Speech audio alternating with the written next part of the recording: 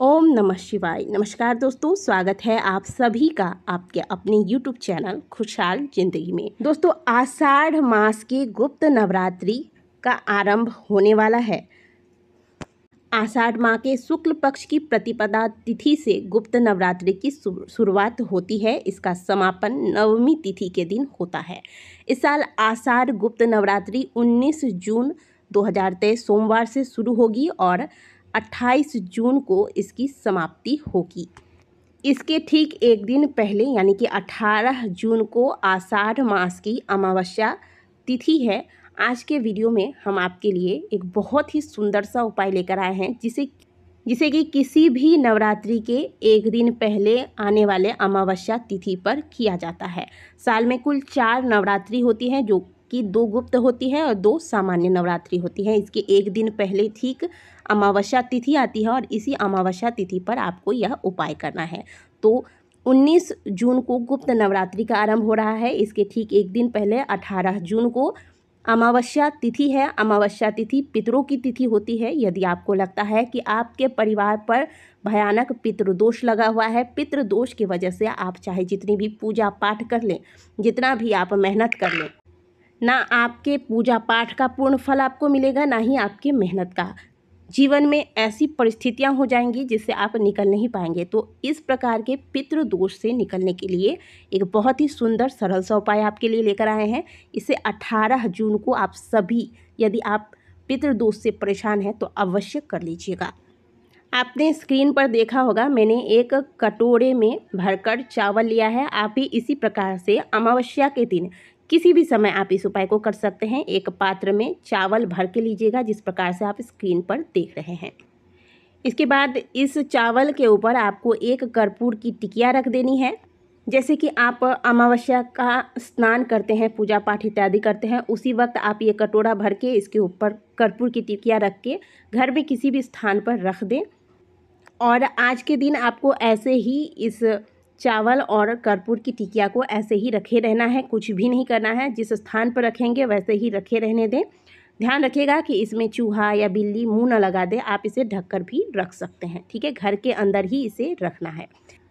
मान लीजिए आपने सुबह को ये कार्य नहीं किया, तब क्या आप शाम को भी कर सकते हैं? बिल्कुल, आप शाम को भी कर सकते हैं, यानी कि पूरे अमावस्या में आप कभी भी इस कार्य को कर सकते हैं। वैसे अच्छा यही होगा कि आप प्रातःकाल ही कर लें, ठीक है। और इस प्रकार से आपको अपने घर में किसी भी स्थान पर इस पात्र को रख देना है। इसके बाद अगले दिन आपको यह पात्र उठाना है, जहाँ भी आपने रखा है यह चावल से भरा पात्र जिसके ऊपर आपने कर्पूर रखा था, इसे उठाकर आप अपने घर के मुख्य द्वार के पास जाएंगे। ध्यान रखिएगा, मुख्य द्वार के पास जाना है। जिस मेन गेट से आप घर के अंदर प्रवेश करते हैं वहाँ। अब इस पात्र को घर के मुख्य द्वार के बाहर बीचों बीच रखकर आपको पितरों का ध्यान करके और ऐसी कामना करके कि पितृ दोष से आपको मुक्ति मिल जाए, और पितरों का ध्यान करते हुए चावल के ऊपर रखे हुए कर्पूर को आप प्रज्वलित कर दें, यानी कि जला दें। इस कर्पूर को अपने मन मुताबिक जलने दें। इसमें आपको ना उंगली डालनी है, ना लकड़ी से इसको ठीक करना है। कई बार ऐसा होता है ना कि कर्पूर हो सकता है कि अच्छे से ना जले, तो आप इसे ठीक करने का प्रयास करें। बिल्कुल ऐसा कुछ भी नहीं करना है। कर्पूर जितना अपने मर्जी से जलता है जल जाने दीजिए। कई बार हो सकता है कि हवा के वजह से कर्पूर आधा ही जल के बुझ जाए, तो इससे भी आपके मन में संशय हो सकता है कि क्या हमारा उपाय अधूरा रह गया या खंडित हो गया। ऐसा कुछ नहीं है, जितना जलता है जल जाने दीजिए। जब कर्पूर जलकर अपने आप बुझ जाए, अब यहाँ ध्यान दीजिएगा, कर्पूर जलने के बाद हो सकता है कि चावल में भी थोड़ी सी अग्नि पकड़ ले और वो अग्नि जलती रहे, तो आपको बुझाना नहीं है। बिल्कुल अपने आप जल के बुझ जाए जब अग्नि, इसके बाद इस पात्र को उठाइए और किसी भी पेड़ के नीचे पंछियों के लिए इस चावल को ले जाकर पटक दे, यानी कि रख दे।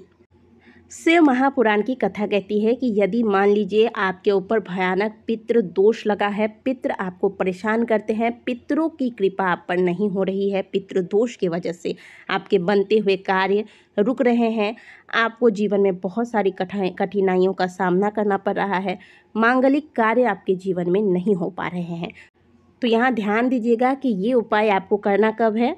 नवरात्रि आरंभ होने के ठीक एक दिन पहले यानी कि अमावस्या तिथि पर ये पात्र आपको रखना है, चावल से भरा पात्र कर्पूर डालकर, और इसे प्रतिपदा यानी कि कलश स्थापना वाले दिन इसे प्रज्वलित करके पंछियों के लिए यह चावल ले जाकर आपको छोड़ देना है। ऐसा करने से पितरों के साथ साथ माँ दुर्गा, माँ भवानी का भी आशीर्वाद भक्तों को प्राप्त होता है और जीवन में पितृदोष, चाहे कितना भी भयानक पितृदोष हो, आपको कितना भी भयंकर पितृदोष लगा हो, भयंकर पितृ पीड़ाएँ आपको परेशान कर रही हों, ये सभी प्रकार की समस्याएं समाप्त होंगी पितरों की कृपा से तथा माँ भवानी की कृपा से। आपके जीवन में मांगलिक और शुभ कार्य होना आरंभ हो जाएगा। जब पितरों और माँ भवानी दोनों का आशीर्वाद भक्तों को प्राप्त होता है तो ऐसे में पितृदोष समाप्त होकर घर में लक्ष्मी की वृद्धि होती है, लक्ष्मी का वास होता है। तो इस उपाय को 18 जून को प्रातःकाल से लेकर आप शाम तक कभी भी कर सकते हैं। कहने का मतलब है कि यह पात्र आप 18 जून को प्रातःकाल से लेकर शाम तक कभी भी रख सकते हैं। चावल भरकर ऊपर कर्पूर डालकर ढककर घर में किसी स्थान पर रख देना है। अगले दिन प्रातःकाल को इसे यानी कि चावल के ऊपर रखे हुए कर्पूर को घर के बाहर, मुख्य द्वार के बाहर बीचों बीच रख कर जला देना है, और जलने के बाद जब यह ठंडा हो जाए तो यह चावल ले जाकर पंछियों के लिए किसी पेड़ के नीचे डाल दें। बस इतना सा आपको करना है और आपके जो पितृदोष हैं वह समाप्त हो जाएंगे।